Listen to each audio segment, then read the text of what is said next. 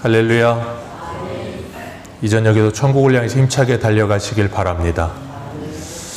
오늘은 우리가 예레미야 91번째 시간으로 큰일을 찾지 말라라는 제목으로 같이 말씀을 나누도록 하겠습니다. 큰일을 찾지 말라. 우리가 그동안 예레미야의 말씀을 통해서 하나님께서 이스라엘을 심판하실 수밖에 없는 이유에 대해서 계속 봤습니다. 하나님이 그들이 하나님을 버리고 우상을 따라갔기 때문에 하나님께서 그들을 심판하신다 그러셨어요. 그리고 지난 시간에 44장에서는 나라가 망했는데도 불구하고 그 여인들이 하나님을 버리고 누구를 섬기겠다 그래요? 하늘 여왕을 섬기겠다. 나라가 망했는데도 불구하고 그런 생각을 갖습니다. 참 대단한 사람들이에요. 왜요? 하늘 여왕을 섬길 때는 먹을 것도 풍족했고 복을 받았고 어려움도 없었던 것 같은데 여호와를 섬기니까 이런 일을 당했다라는 착각에 빠져 있었어요. 그들이 예레미야를 통하여 하나님이 주신 말씀을 들었음에도 불구하고 그 말씀을 거짓말로 생각했습니다. 바룩이 너에게 한 말이지 하나님의 말은 아니다 그러면서 애굽으로 내려가지 말라는 말씀을 무시했어요. 왜 그랬는가 하면 애굽은 그들에게 피난처요, 애굽은 그들에게 피할 바위 같았어요. 우리 한 군데만 보겠습니다. 예레미야 42장 14절 보겠습니다. 42장 14절.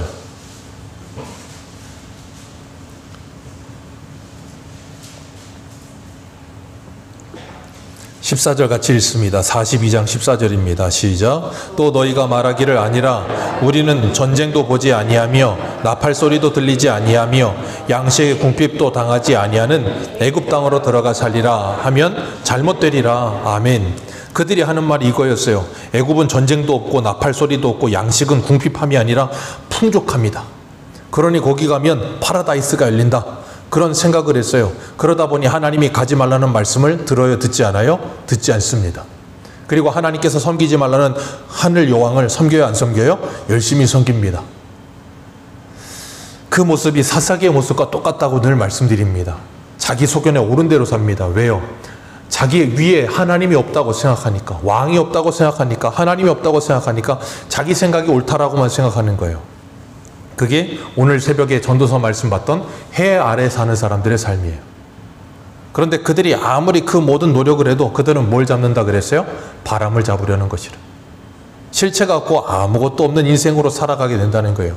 그래서 하나님께서 예레미야 44장에서 우상 숭배를 하여 그들을 심판하시고 애국까지 쫓아가셔서 그들을 심판하시겠다라고 말씀하시고 46장부터는 하나님께서 뭐 하시는가 하면 이스라엘의 주변 나라 애국부터 시작해서 그 주변 나라를 하나님이 심판하시는 말씀을 하십니다.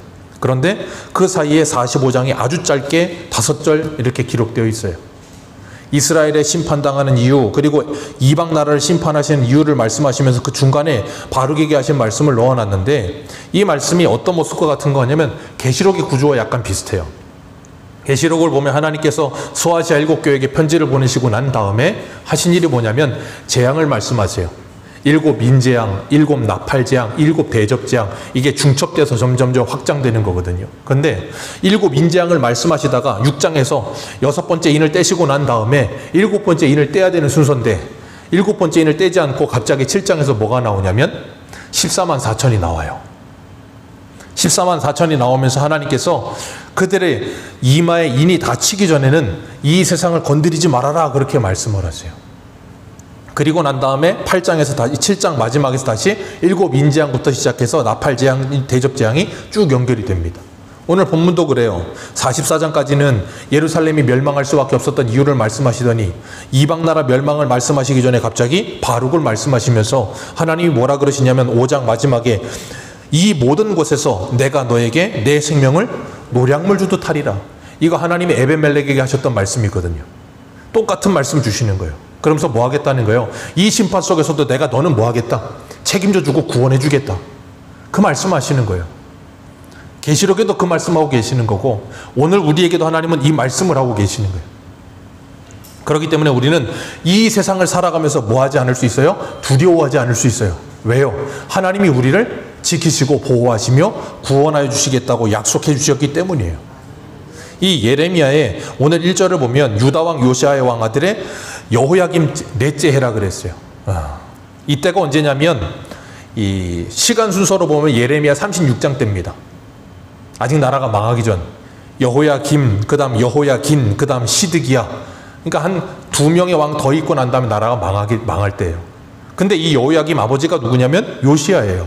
요시야는 남유다 다윗 이후로 솔로몬 이후에 갈라졌으니까 뭐 솔로몬 포함이 해도 되지만 어쨌든 나라가 갈라진 이후로 이 20대 왕이 지나오면서 히스기야를 제외하고는 히스기야와 이 요시야가 둘이 쌍두마차처럼 가장 성군이에요. 하나님 앞에 가장 믿음으로 살았던 왕하면 히스기야랑 요시야예요. 그런데 그 아들 밑에, 그 아버지 밑에서 누가 나와요? 여호야김이 나옵니다. 기가 막혀요. 이 여호야김이 36장에 보면 뭐 하는가 하면 하나님의 말씀이 예레미야에게 임했는데 예레미야가 감금되어 있는 상태였어요. 그래서 바룩 불러가지고 대필하게 하고 그 쓴 말씀을 성전에 가서 너는 선포해라 그랬어요. 그 선포된 말씀을 고관들이 듣고서는 그 사람 부르고 그 말씀을 가지고 왕에게 갑니다. 그때 왕이 여호야김이에요. 그때가 겨울이라 겨울궁에 앉아서 화로 피우고 앉아있는데 그 하나님의 말씀을 읽게 하더니 그 말씀을 한 절 읽으면 한 절 배워가지고 불태워버리고 한 절 읽으면 한 절 말씀 불태워버리고 그러면서 뭐예요? 그 말씀을 듣지 않아요. 그리고 그 말씀을 불태워버립니다. 그게 여호야김. 그리고 그 왕에게 하나님께서 우리아라고 하는 선지자를 보내셨는데 선지자 우리아가 예레미야와 똑같은 말씀을 심판의 말씀을 전하니까 이 여호야김이 열받아가지고 우리아 죽이려고 그럽니다. 그러니까 우리아가 어떻게 해요? 애국까지 도망가요. 근데 거기까지 쫓아와서 우리아 잡아다가 죽이는 게 여호야김이었어요. 정말 대단한 사람입니다. 요시야 밑에서도 이런 아들이 나옵니다. 참 안타까운 모습이죠. 하나님의 말씀을 믿지 못하니까 뭐 하는가 하면 말씀에 대한 아무런 감동도 찔림도 없는 거예요. 여러분 기억하십시오. 하나님의 말씀이 우리에게 들려질 때 그 말씀이 성령으로 말미암아 내게 믿어지고 감동이 오면 내 마음이 찔리게 돼 있어요. 그리고 나면 에스라와 같이 자기의 겉옷과 속옷을 뜯고 하나님 앞에 얼굴이 뜨뜻하여 들지 못하고 뭐합니까? 회개합니다. 그런데 그렇지 못한 사람은 뭘 찢어버려요? 자기 겉옷과 속을 찢는 게 아니라 하나님의 말씀을 찢어버리는 거예요. 그게 하나님의 말씀을 대하는 태도의 두 가지 방법이에요. 그 방법 외에 다른 태도는 없습니다. 말씀을 찢던 아니면 내가 찢기던 둘 중에 하나예요. 오늘 저와 여러분은 어떻습니까? 하나님의 말씀을 들을 때마다 회개하며 하나님 앞에 가까이 오십니까? 아니면 그 말씀을 찢어버리십니까? 하나님의 말씀은 언제든 우리에게 좋아 보이는 말씀으로 오는 적이 별로 없어요. 거의 대부분 구약성경 보십시오. 선지자들 대선지서나 소선지서 보십시오. 하나부터 열까지 전부 심판의 말씀만 있지 너 잘했다 칭찬하는 말씀은 거의 없어요. 그래서 예레미야는 그걸 뭐라 그랬어요? 욕처럼 들린다 그랬잖아요. 그런데 성령이 임하면 욕처럼 들리지 않고 그것이 하나님이 내게 주시는 사랑의 말씀으로 들리기 시작하는 거예요. 그리고 나면 그 말씀을 듣고 뭐예요? 나를 돌아보는 사람이 되는 거예요. 그건 성령으로 말미암아 감동된 사람만이 가능해요. 그렇지 않은 사람은 그 말씀을 찢어버리고 그 말씀을 대항하게 돼 있어요. 오늘도 우리는 마찬가지입니다. 그 말씀을 대하는 태도가 어떤가 생각해야 되고 또한 하나님의 말씀을 받은 사람들은 그런 상황 속에서 뭐 해야 되는가 하면 끊임없이 하나님의 말씀을 전해야 돼요. 에스겔은 뭐라 그랬어요? 하나님께서 듣든지 아니 듣든지 전하라. 사도 바울은 디모데에게 뭐라 그랬어요? 그들이 때를 얻든지 못 얻든지 너는 그들에게 하나님의 말씀을 전하라 그러셨어요. 오늘 3절을 보면 내가 일찍이 말하기를 화로다 여호와께서 나의 고통에 슬픔을 더하셨다 그랬어요. 나의 고통에 슬픔을 더하셨다. 나는 나의 탄식으로 피곤하여 평안을 찾지 못하였도다. 왜요?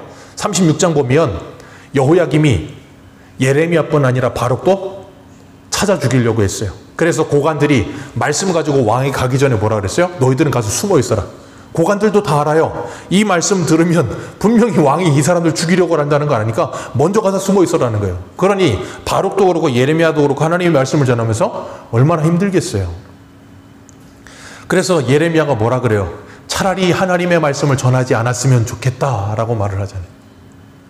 근데 하나님이 나를 이기심으로 하나님의 말씀이 나를 이기심으로 내 마음이 불붙는 듯하여 이거를 전하지 않으면 견딜 수 없게 하신다는 거예요. 그러니 그 둘 사이에 딜레마처럼 괴로워하며 하나님의 말씀을 전하지 않을 수가 없는 거예요. 그런데 그 밑에 있던 바룩 또한 그런 마음이 들었을까요? 안 들었을까요? 분명히 들죠. 분명히 예레미야를 통해 하나님의 말씀이 전해지는 것 같기는 한데 누구도 한 사람 그 말씀을 듣는 사람이 있어요? 없어요? 없어요. 듣지 않을 뿐 아니라 오히려 뭐 하려고 들어요? 예레미야를 죽이려고 들어요. 예레미야만 죽이는 게 아니라 심부름하는 나도 죽이려고 그러더라. 그러면 바룩이 여기 뭐라 그래요? 화로다. 하나님이 고통에 뭘 더하셨다? 슬픔을 더하셨다. 나의 탄식으로 피곤하여 평안을 찾지 못하였도다. 그렇게 말해요. 그런 상태에 있는 모습을 에스겔에게도 하나님이 말씀하시는데 에스겔 9장 한 군데만 가보겠습니다. 에스겔 9장 3절.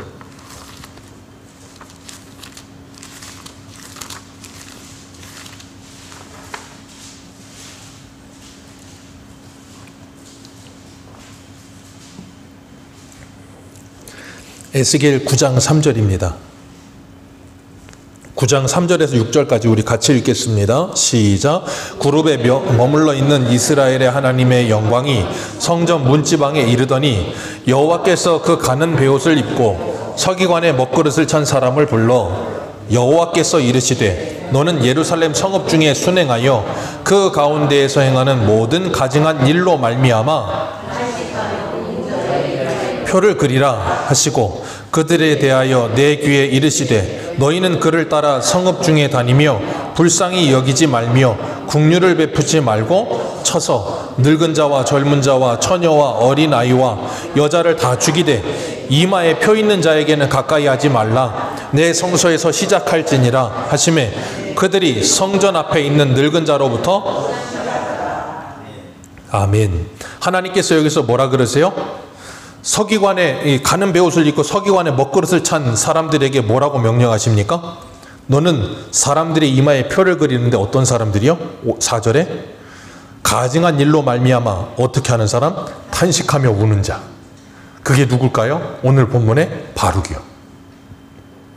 하나님의 말씀을 받았습니다. 하나님의 말씀이 근데 어떤 말씀이에요? 심판의 말씀, 재앙의 말씀, 나라가 멸망한다는 말씀.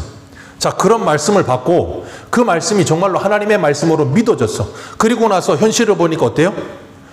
이 현실은 무너진 세상이라니까요. 그래서 계시록에도 보면 화로다 화로다 무너졌도다 무너졌도다 큰 성 바벨론이요. 그 당시에 바벨론은 안 무너졌습니다. 그 당시에 바벨론은 로마를 말하거든요. 로마 잘 나갈 때였어요. 근데 하나님의 말씀을 받은 하나님의 사람의 눈으로 볼 때 그 나라는 이미 뭐한 나라예요? 무너진 나라예요. 그래서 그걸 장망성이라고 하잖아요. 철로역장에서는. 그런 것처럼 한 예레미야도 바룩도 하나님의 말씀이 임하고 나서 보니까 현실은 아직 망하지 않았지만 하나님이 이 땅을 심판하실 거래. 심판하신다고 하는데 그 말씀을 전하라 그래서 전하긴 하는데 그 말씀을 듣고도 아무도 돌이키지를 않아. 그러니 얼마나 안타깝겠어요. 그러니까 복합적인 거예요. 화도 나고 짜증도 나고 안타깝기도 하고 국률하기도 하고. 그런 마음이 누구에게 있어요? 어머니들에게. 자녀들을 보면 화도 나고 짜증도 나고 안타깝기도 하고 열불이 나기도 하고 그 모든 복합적인 마음이 다 같이 듭니다. 왜요? 말을 죽어도 안 들으니까. 공부하라 그러는데 죽어도 공부를 안 합니다. 그런데 부모님 눈에는 뻔히 보입니다. 저거 저렇게 가다가는 화로다. 나로 망하게 되어도다 할 날이 올 텐데. 그런데 죽어도 말을 듣지 않아요. 그러니까 네 마음대로 살아라 그러고 포기를 하면 부모님들은 더 이상 그 아이들에게 아무 말도 하지 않고 간섭도 하지 않죠? 세상에 그런 부분은 없어요. 그런 말을 했다가 또 화를 냈다가 또 어르고 달랬다가 그게 지금 누구의 마음이냐면 바룩의 마음이고 그게 누구의 마음이냐면 하나님의 마음이에요. 하나님의 마음은 하나님의 사람들에게 반드시 감동되어 임하게 되어 있어요. 그리고 하나님의 마음을 가진 하나님의 사람들은 이 땅을 바라보며 안타까운 마음을 가질 수밖에 없어요. 왜? 멸망한다는 걸 뻔히 아니까. 그런데도 불구하고 이 땅에서 해 아래 살면서 그것을 붙들겠다고. 오늘 새벽에도 말씀드렸잖아요. 해 아래 천하에 사는 사람들, 천하에 힘이 제일 센 사람이 누구라고요? 천하장사. 천하장사도 나이 먹으니까 지팡이 짚으시더라고요. 천하에 돈이 아무리 많은 사람도 시간 지나서 부자가 몇 대 못 간다고요? 3대 못 가더라고요. 아무리 많은 걸 가진 것 같고 아무리 많은 걸 누리는 것 같아 보여도 해 아래 그 모든 것이 시간 지나 보면 헛된 것이에요. 근데 사람들은 그걸 가지기 위해 애를 쓴다고요. 그러니 하나님의 사람들이 그걸 보면서 어떤 마음을 들어요? 안타까운 마음이 드는 거예요. 그게 전도서를 쓴 솔로몬의 심정이에요. 왜? 그 모든 걸 다 해봤으니까. 솔로몬만 그럴까요? 아니요. 이 땅을 살고 있는 어르신들, 예수를 믿지 않는 사람들도 그 정도 어느 정도는 알아요. 그리고 예수를 믿는다 말하고 하나님의 말씀을 가진 사람들도 마찬가지입니다. 그래서 그 미국의 희극 작가였던 조지 버나드 쇼인가요? 그 사람이 그런 말 했잖아요. 젊음은 젊은 사람들에게 주기에는 너무나도 아깝다. 왜요? 나이 들어보니까. 저 이팔 청춘, 저 좋은 시기에 저 쓸데없는 짓거리를 하면서 그런 마음이 들어요. 왜? 뻔히 보여. 그런데 그 아이들도 시간 지나 중년이 되고 노년이 되면 그런 돈 가질까요? 안 가질까요? 갖습니다. 그때까지는 시간이 필요해요. 우리도 그랬다니까요. 그런데 지나와서 보니까 그때로 돌아가면 안 그럴 것 같으시죠? 아마 지금 같은 마음과 심정을 가지고 돌아가면 안 그럴 수도 있겠지만 그렇지 않고 그 시간으로 다시 돌아가면 또 그럴걸요. 그게 사람이에요. 그렇기 때문에 하나님의 마음이 감동되고 주님의 말씀이 임한 사람들은 그들에게 애통하는 마음과 안타까운 마음을 가지고 이 말씀을 안 전할 수가 없는 거예요. 그렇기 때문에 우리가 그 말씀을 전하면서 그 안타까운 마음을 가지고 하나님께 기도하면서 정말로 예수 믿는 내 가족들뿐 아니라 믿지 않는 가족들을 볼 때 어떤 마음이 들어야 돼요? 이 바룩이 오늘 본문에 말하고 있는 이 3절의 마음이 우리에게 그대로 임해야 정상인 거예요. 정말로 내가 가족을 사랑한다면. 생각해 보세요. 정말로 천국과 지옥이 있고 예수를 믿지 않는 내 가족은 정말로 지옥에 간다는 것이 내가 정말로 믿어진다면 그거 그냥 내버려 두시겠습니까? 그러니 바룩이 평안을 찾을 수가 없죠. 그 마음이 늘 눌리고 괴로운 거죠. 사도 바울도 그런 마음이 있었어요. 그래서 우리 고린도후서 한번 해볼까요? 고린도후서 가보겠습니다.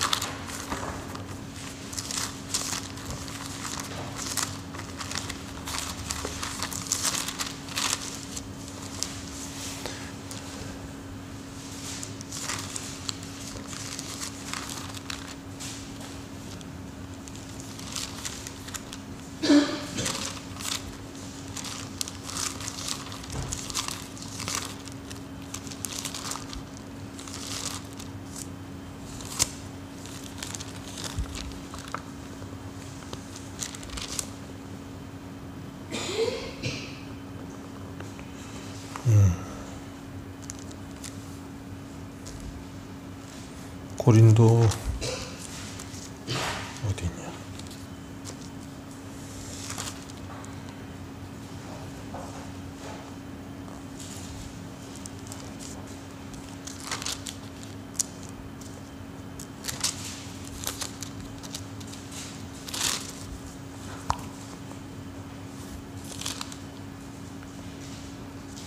고린도후서 11장입니다. 죄송합니다. 11장. 고린도후서 11장 28절 28절 우리 같이 읽겠습니다. 28절부터 29절입니다. 시작. 이 일 고사하고 아직도 날마다 내 속에 눌리는 일이 있으니 곧 모든 교회를 위하여 염려하는 것이라. 누가 약하면 내가 약하여지 아니하며 누가 실족하게 되면 내가 애타지 아니하더냐. 아멘. 사도 바울이 지금 뭐하고 있어요? 자신이 그동안 복음을 전하며 얼마나 고통을 당하고 수많은 어려움을 당했는지를 쭉 열거하면서 뭐라 그러는가 하면 이 일 외에도 아직도 나는 날마다 뭐 한다고요? 내 속이 눌리는 일이 있다고요. 그 눌리는 일이 뭐라고요?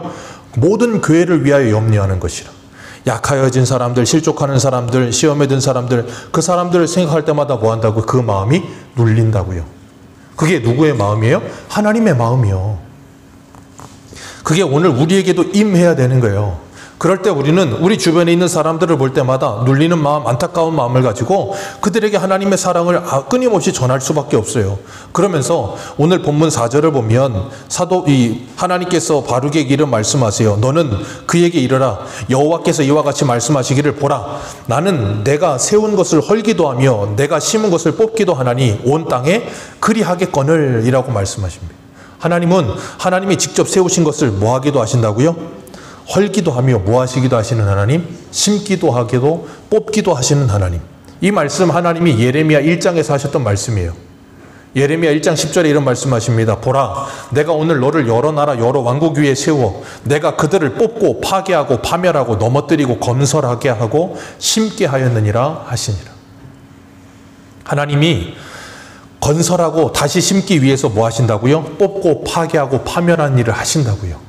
지금 하나님이 뭐 하고 계시는 거라고요? 그 일을 하고 계시는 거라고요. 그런데 바룩이 볼 때는 그 일이 어때 보여요? 안타까워 보이는 거예요. 오늘 우리도 마찬가지에 하나님께서 하나님의 심판을 행하시는데 그 심판이 이루어지는 걸 눈으로 보고 있다면 안타까움 안 들겠습니까? 아니 그런 마음 안 든다면 그건 당연히 잘못된 거죠. 그런 마음이 들지요. 그런데 하나님께서 그런 마음을 가지고 하나님의 일을 감당하는 우리들을 향해서 하나님 이런 말씀하세요. 5절 말씀 같이 읽겠습니다. 시작. 내가 너를 위하여 큰 일을 찾느냐? 그것을 거기까지만 읽습니다. 내가 너를 위하여 큰 일을 찾느냐? 그것을 찾지 말라. 큰 일이 뭘까요? 구원이요. 하나님의 구원, 이스라엘의 구원을 찾지 말라는 거예요. 왜? 하나님께서 지금 이스라엘을 뭐 하실 거니까? 심판하실 거니까. 지금은 뭐의 때니까? 심판의 때니까. 그러니 넌 그걸 찾지 말라는 거예요. 하나님께서 이스라엘 백성들을 바벨론에 70년을 보내십니다. 70년 차기까지는 아무리 그걸 회복시켜달라고 기도해 하나님 회복하십니까? 안 하십니까? 안 하세요. 왜? 하나님은 하나님의 계획이 있으시다니까. 하나님의 계획과 시간이 있어요. 그 시간이 차기 전에는 하나님이 움직이지 않으세요. 그러니까 네가 하나님이 하시는 그 모든 일을 보면서 안타까운 마음 때문에 그것을 돌이켜보려고 어떻게 애를 쓰지 말고 내버려 두라는 거예요. 우리 한 군데만 보겠습니다. 어디를 보시냐면 하박국 한번 보세요. 하나님이 하박국에도 이런 말씀하세요. 하박국 1장 2절.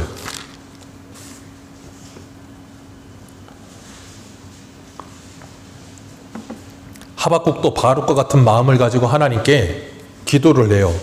1장 2절입니다. 1장 2절에서 4절까지 같이 읽습니다. 시작. 여호와여 내가 부르짖어도 주께서 듣지 아니하시니 어느 때까지 이리이까? 내가 강포로 말미암아 외쳐도 주께서 구원하지 아니하시니이다. 어찌하여 내게 죄악을 보게 하시며 패역을 눈으로 보게 하시나이까? 겁탈과 강포가 내 앞에 있고 변론과 분쟁이 일어났나이다. 이러므로 율법이 해이하고 정의가 전혀 시행되지 못하오니 이는 악인이 의인을 애워쌌으므로 정의가 굽게 행하여짐이니이다. 아멘. 하박국이 이 모습을 보고 뭐예요? 애통하는 거예요. 슬퍼하는 거예요. 그러면서 하나님께 기도하는 거예요. 하나님 어느 때까지입니까? 이 악인들이 이렇게 득세하는 걸 보시면서도 하나님 왜 심판하지 않으십니까? 정의가 전혀 실행되지 않고 악인이 의인을 애워싸고 있는 형국에 있는 이 모습을 보시고 하나님 왜 이 세상을 그냥 내버려 두십니까? 그랬더니 하나님의 응답이 있어요. 6절입니다. 6절 같이 읽습니다. 시작. 사납고 성급한 백성 곧 땅이 넓은 곳으로 다니며 자기의 소유가 아닌 거처들을 점령하는 갈대아 사람을 누구를 일으킨다고요? 갈대아 사람들, 바벨론 사람들. 그들을 일으켜서 뭐 하겠다? 네가 그렇게 지금 왜 심판 안 하십니까? 하는 그들을 뭐 하겠다? 심판하겠다. 그러니까 이 말씀을 들으면 하박국은 이해가 되지 않는 거예요. 그래도 지금 하박국이 볼 때 1장 2절에서 4절까지 중에 이 악인들은 어디 안에 있는 악인들이에요? 예루살렘 안에 있는 악인들. 그러니까 적어도 그들은 하나님의 백성이라고 말하는 악인들이란 말이에요. 그럼 그들을 누가 심판해야 맞을 것 같아요? 하나님이 심판해야 맞을 것 아닙니까? 악인들보다는 더 좀 그래도 우리가 그렇잖아요. 우리가 사법부나 아니면 이 헌재를 신뢰하는 이유가 뭐예요?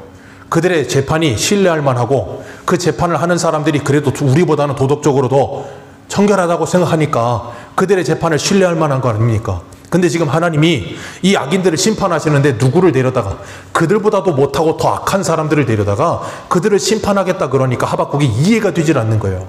하나님 어떻게 그러실 수가 있습니까? 라고 말을 하는 거예요. 2장 4절 보세요. 이 하박국 2장 4절 같이 읽겠습니다. 시작. 의인은 그의 믿음으로 말미암아 살리라. 아멘. 그러니까 그 교만한 자들을 보면서 괴로워하거나 슬퍼하지 말고 너는 뭐해라? 믿음으로 살아라. 그들이 너희가 전하는 그 말을 듣든지 아니 듣든지 그것 때문에 괴로워하지 말고 너는 뭐해라? 내가 너에게 맡긴 일에 최선을 다해라. 때를 얻든지 못 얻든지 그거 중요하지 않다. 뭐가 바뀌고 바뀌지 않는 것 때문에 낙심하거나 좌절할 필요가 없다. 선을 행하다 낙심하지 말지니 때가 이르면 거둘 것이다. 그게 하나님이 우리에게 주시는 말씀이에요. 바룩에게 주시는 말씀이기도 해요. 엘리야가 갈멜산 위에 올라가서 바알과 아세라 선지자 850명을 다 때려잡았습니다. 그리고 하나님께서 하늘에서 불을 내려서 제단에 물을 부어 도랑까지 있는 물까지 싹 다 태워버리셨어요. 그런 놀라운 능력을 행하시고 엘리야가 기도했더니 하나님께서 비도 내리셨습니다. 그리고 하나님의 신에 감동되어 말보다 빨리 뛰어내려가는 엘리야였습니다. 그리고 나면 엘리야가 산 밑에 내려가고 나면 무슨 일이 있을 거라고 생각했을까요? 세상은 변했겠지. 예수님과 변화산에 올라갔던 베드로, 요한, 야고보가 예수님께서 모세와 엘리야와 함께 별세를 말씀하시는 내용을 듣고서 뭐라 그래요? 주여, 여기가 좋사오니 초막셋을 짓고, 그런 이야기하는데 주님께서 내려가자 그런다고요. 내려갔더니 내려가자마자 무슨 일이 있어요? 귀신 들린 사람이 있잖아요. 여러분, 산 위는 뭔가 대단한 일이 있는 것 같은데 우리가 살아야 될 산 밑은 귀신 들린 사람이 가득하고 그 산 밑에는 이세벨이 이를 갈며 서 있어요. 우리는 산 위에서 은혜를 받으면 뭔가 바뀌어 있는 것처럼 착각해요. 안 바뀝니다. 우리가 예배를 드리면서 하나님의 은혜를 받아도 직장에서 나를 물어뜯으려고 하는 그 직장 상사는 여전히 존재합니다. 우리가 하나님의 사랑으로 내가 새로워져서 은혜를 받고 성령에 충만하면 뭔가 내 주변의 이웃이 바뀌겠지. 안 바뀝니다. 죄송하지만 안 바뀝니다. 그러다 보면 뭐 한다고요? 낙심과 좌절이 찾아와요. 생각해 보세요. 예레미야가 예루살렘에서 40년 사역했다니까요. 40년 사역한 결과 그 열매가 뭡니까? 아무것도 없어요. 바룩이 그 옆에서 40년을 따라다니면서 하나님의 일을 하는데 그 결과 눈에 보이는 열매가 아무것도 없어. 얼마나 낙심되고 좌절되고 힘들겠습니까? 그러다 보면 어떤 생각이 들까요? 야, 이게 뭐냐? 이게 하나님의 일이냐? 하나님의 일이면 좀 어때야 돼요? 좀 폼도 나고 멋있고 뭔가 커야 돼. 그래서 오늘 본문으로 돌아가 보시면 오늘 본문 5절에 뭐라 그랬어요? 다시 읽습니다. 본문 5절 시작. 내가 너를 위하여 큰 일을 찾느냐? 거기까지만 읽겠습니다.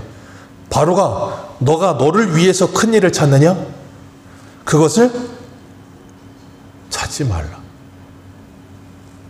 이왕 하나님의 일을 하려면 좀 크게, 와일드하게, 넓게, 폼나게 뭐라고요? 그것을 찾지 말라. 설교자들의 로망이 있습니다. 사도행전의 베드로입니다. 설교 한 번에 3,000명이 회심을 하고, 설교 두 번에 5,000명이 회심을 하고, 두 번 설교에 8,000명이 회심을 해요. 얼마나 멋있습니까? 한 방이에요. 그런 유혹이 설교자들에게도 분명히 있습니다. 그리고 우리를 위해서, 나 자신을 위해서 큰 일을 찾아요. 하나님의 일을 한다고 하면서 뭔가 대단한 업적을 이루고 싶고, 그러면서 자꾸 뭔가를 만들고 싶고. 예전에 주기철 목사님 이렇게 무슨 기념관을 세우는데 거기다가 주기철 목사님 동상 세우려고 할 때 주기철 목사님 그 어머니께서 그걸 막았어요. 왜 내 아들을 우상화시키려고 하느냐고. 절대 그런 거 하지 말라고. 그런데 만약에 보통의 사람들이라면 그런 때 어떤 생각하겠어요? 그래, 우리 아들이 하나님의 나라를 위해서 얼마나 큰 일을 했는데, 일사각오로 일본에 대항하면서 믿음으로 살다 순교했는데 그 정도 동상은 세워야지. 그런 잘못된 큰 일에 빠져들지 말라는 거예요. 우리는 착각합니다. 하나님의 일을 하다 보면 뭔가 대단한 일을 해야 된다고 생각해요. 주님께서 그 달란트에 비유해서 말씀하시잖아요. 어떤 사람에게는 5달란트를 주고, 어떤 사람한테는 2달란트를 주고, 어떤 사람한테 1달란트를 줬어요. 5달란트 몇 개 남겼다고요? 5개. 2달란트 몇 개 남겼어요? 2개. 1달란트 뭐 했습니까? 땅에 숨겨놨잖아요. 5달란트와 2달란트 받은 사람에게 주님께서 똑같이 칭찬하십니다. 왜 똑같이 칭찬하셨어요? 5개가 더 많이 남겼잖아요. 주님께는 얼마를 남겼느냐가 중요하지 않아요. 그건 누구만 중요한 줄 아세요? 우리만 중요해요. 내가 얼마를 남겼느냐가 중요해요, 우리는. 그래서 주님께서 맡긴 일에 네가 했느냐 안 했느냐를 보신다는 거예요. 저는 저희 아이들한테도 공부하라 소리를 항상 합니다. 매일 합니다. 그런데 그 아이들한테 100점 맞아오라는 소리를 한 번도 한 적이 없습니다. 아이가 100점을 맞아왔던 90점을 맞아왔던 70점을 맞아왔던 중요하지 않아요. 그 아이가 매일 조금씩 성실하게 그 일을 하는 게 중요해요. 왜냐하면 그 아이는 공부 몇 년이나 할 것 같으십니까? 지금 아이들이 10살 다 있거든요. 막내는 아직 8살이지만 10살, 14살 됐단 말이에요. 그 애들 공부하면 대학 안 가면 한 5, 6년 합니다. 5, 6년 하고 나면 평생 공부 안 할지도 몰라요. 근데 걔들한테 왜 계속 공부하라 그런 줄 아세요? 몇 점을 맞는 게 중요하지 않고 네가 학생으로서 성실하고 정직하게 최선을 다해서 네 일을 하는 게 중요하다는 걸 가르치기 위해서요. 왜요? 그걸 배우면 평생토록 성실하게 정직하게 자기 일을 하면서 합니다. 그걸 배우게 하기 위해서 공부하라고 해요. 공부를 몇 점 맞느냐? 그건 중요하지 않아요. 하나님도 마찬가지예요. 우리가 100점 맞느냐, 90점 맞느냐, 70점 맞느냐 하나님 원하지도 않으세요. 왜? 우리가 그거 몇 점 맞으면 하나님께 무슨 덕이 되겠어요? 하나님이 하시는 게 가장 정확해요. 근데 하나님이 우리에게 그 일을 하게 하신다고요. 만약에 한 달란트 받은 사람이 그걸 땅에 숨겨놓지 않고 하나님이 맡기신 그 일을 한 달란트를 열심히 일해서 한 달란트를 남겨왔어. 만약에 한 달란트를 못 남기고 0.5달란트를 남겨왔어. 그럼 주인이 뭐라 그럴까요? 이 못된 놈아, 너는 쟤네들 못 보냐? 야, 하나를 맺겠으면 하나라도 가져와야지. 0.5개가 뭐냐? 그랬을까요? 아니요. 착하고 충성된 종아, 네가 잘하였도다. 똑같은 칭찬하셨을 거예요. 왜요? 우리는 자꾸 착각해요. 주인이 몇 개 우리에게 맡겼느냐만 자꾸 생각해. 그러니까 쟤는 5개, 나는 2개, 쟤는 1개. 그것만 생각하는 거야. 그 일을 맡긴 사람이 누군지를 생각하질 않아. 그 일을 누가 맡겼다고요? 주인이요. 그 일을 누가 맡겼어요? 하나님이요. 그러면 5개 맡긴 것도 5개 일하는 게 누구의 일이에요? 하나님의 일. 2개 가진 사람이 2개 일을 하는 것도 누구의 일이에요? 하나님의 일. 1개를 가진 사람이 1개를 하는 것도 누구의 일이에요? 하나님의 일. 자, 그럼 뭐가 큰 일입니까? 예, 5개든 2개든 하나든 다 똑같이 큰 일이라니까요. 근데 우리는 자꾸 착각해요. 5개를 가지고 일하면 큰 일을 하는 거고 1개를 가지면 작은 일을 한다고 착각하는 거예요. 그게 해 아래 사는 사람들의 생활관념이고 이 고정관념, 그거 깨뜨리지 못하면 우리는 하나님의 큰 일을 못해요. 그래서 골로새서 3장에 뭐라 그럽니까? 너희를 창조하신 자에 이르기까지 너희 지식이 새로워져야 된다는 거예요. 이 사고방식과 모든 이 사람의 생각의 회로가 새로워지지 않으면 절대 우리는 하나님의 큰 일을 할 수 없고 하나님의 일을 할 수도 없어요. 지금 이 5절에 내가 너를 위하여 큰 일을 찾느냐? 그것을 찾지 말라 그러시는 거예요. 예레미야가 하고 있는 일이 바로 네가 하고 있는 일이 바로 뭐라고요? 큰 일이라고요. 그 일에 충성하기만 하면 되는 거예요. 그리고 그 일을 하면서 안타까워하며 고통하며 애통하면서 내가 오늘 주어진 내 일을 최선을 다하기만 하면 돼요. 오늘 우리에게도 하나님이 우리에게 맡기신 일들이 있잖아요. 내 일을 최선을 다하기만 하면 돼요. 그리고 내 가정을 위해서 애통하고 안타까운 마음을 가지고 내게 맡겨진 자리에서 내가 할 일에 최선을 다하면 되는 거예요. 내 일이 아닌 다른 일을 가지고 자꾸 왈가왈부할 게 아니라 나는 내 일을 해야 되는 거예요. 내 가정을 바라보면서 애통해야 되는 거예요. 내 교회를 보면서 애통해야 되는 거예요. 하나님이 내게 맡기신 바운더리 안에서. 그러니 내가 맡은 일이 무엇인지를 잘 생각하셔야 돼요. 정치는 여의도에서 할 겁니다. 정치하는 사람들이 예수 믿는 사람이 얼마나 많은 줄 아십니까? 너무 많아요. 근데 그 사람들이 제대로 예수를 안 믿고 있는 게 문제인 거예요. 그러면 우린 뭐 해야 되냐면 그 예수를 믿는다고 말하는 그 사람들이 정말 예수를 바로 믿고 바른 정치할 수 있도록 기도하셔야 되는 거예요. 정말 이 나라가 하나님의 말씀으로 바로 서고 믿음으로 바로 이 나라가 세워지길 원하십니까? 기도하십시오. 기도보다 더 큰 하나님의 일이 없어요. 왜? 하나님은 우리의 기도를 들으시고 하나님의 일을 반드시 하시겠다고 약속하셨어요. 그렇기 때문에 우리가 정말로 이 나라를 보면서 애통하는 마음이 있으시다면 정말 눈물을 흘려 하나님께 기도하십시오. 우리에게 맡겨진 일을 하셔야 돼요. 내게 맡겨지지 않은 다른 일을 자꾸 하려고 하지 마시고, 이 나라가 잘 되기를 원하십니까? 내 가정을 살리십시오. 이 나라가 잘 되기를 원하십니까? 내 직장을 살리십시오. 내게 맡겨진 일을 하십시오. 그게 하나님의 큰 일입니다. 우리는 자꾸 그거 하려고 하지 않고 뭐 하려고요? 큰 일을 찾아다녀요. 주님이 뭐라 그러세요? 그것을 뭐 하지 말라? 그거 찾지 말아라. 내 신앙이 무너져 내리는 모습을 보면서 애통하시고, 내 가정에 아직 예수 믿지 않는 사람을 보면서 애통하시고, 이 교회가 하나님의 뜻대로 세워지지 않고 있다면 그것을 가지고 애통하시고, 내 직장에 아직 예수 믿지 않는 사람들을 볼 때마다 애통하시고 그들을 위해 하나님의 말씀을 전하시고 하나님의 사람으로 살아가시면서 하나님이 내게 맡겨준 자리에서 정치인은 정치인답게, 경제인은 경제인답게, 어머니는 어머니답게, 아버지는 아버지답게, 직장인은 직장인답게, 그게 영역 주권이라고 하는 거예요. 조금 어려운 말로. 하나님이 내게 주어진 그 자리에서 하나님의 주권이 이루어지도록 믿음으로 살아가는 거예요. 그것을 하나님의 나라 만드는 거예요. 그러면 이 나라는 반드시 하나님의 나라가 될 줄로 믿습니다. 오늘도 우리가 그 하나님의 마음을 가지고 탄식하며 하나님의 사람으로 이 땅을 살아가면서 그것이 바로 새 것인 줄 알고 그 새 것이 되어 하나님의 나라를 살아가는 저와 여러분들 되시기를 축복합니다. 기도하겠습니다.